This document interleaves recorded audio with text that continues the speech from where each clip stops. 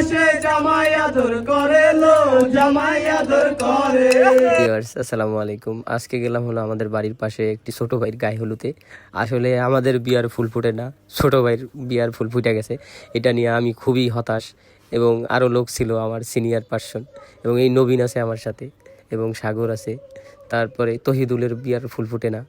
এখানে ছোট ভাই রিফাত আছে, ও বলতেছে মনির মনির তো জামাইয়ের সাথে বইসা বলতেছে যে ভাই আমি তো খুবই এনজয় করতেছি, আমার যে বিয়ার ফুল ফুটে এইটা আফসোস করতেছে। আর মোয়াজ্জেম তো হাসতেছে, মোয়াজ্জেমের আমি ভিডিও করতেছি, মোয়াজ্জেমের জিজ্ঞাসা করতেছি কেমন লাগতেছে তোমার বিয়ার অনুভূতি কি। ও তো দেখাইয়া মানে পুরাই খুশিতে ও আত্মহরা। এবং তহিদুলকে বলতেছি যে বন্ধু তোমার বিয়ার ফুল ফুটবে কবে, আমরা কবে আনন্দ করব, নাচবো, এরকম করব। তারপর একটু দুষ্টামি করলাম, তরমুজের একটা ইয়া ছিল, তো ওইটা দিলাম যে খাবি কিনা। তো হইলো বলতেছে যে না খাবো না, ওর সাথে অনেক ফাইজলামি করলাম। এদিকে কামরুল একটু পরে আসছে, কামরুলের জন্য মেয়ে খুঁজতেছি আসলে আমরা এখানে। তো আবার এর মধ্যে গান গাচ্ছে সাগর বাড়ি, কামরুলেও গান গাচ্ছিল। তো আমরা মূলত আমি নবীন এবং রজওয়া লেগেছিলাম যে কামরুলকে বিয়ে করাবে। রিসেন্টলি ওর বিয়ার ফুল ফুটতেছে না, এখন আমরা জোর করে ফুটানোর চেষ্টা করতেছি। এবং আরও আশেপাশে বিয়ে বাড়ি তো মেয়ে দেখা যায়, তো আমরা মেয়ে দেখে যাইতেছি এবং নবীনকে একটু ভিডিও করতেছি। নবীন অনেক দুষ্টামি ফেজলামি করলো।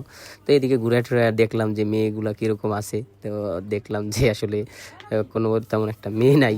তো মেয়ে খুঁজতে গেছিলাম কামরুলের জন্য। তো এমনি আড্ডা ঠাড্ডা দিলাম, গান বাজনা সবাই করলো, সবাই মজা করলো, ঝকঠক নিয়ে চামচ টামচ নিয়ে। রাকিবে ওইদিকে একটা থাল নিয়ে চামচ দিয়ে বাড়াইতেছে, তো খুবই মজা লাগে।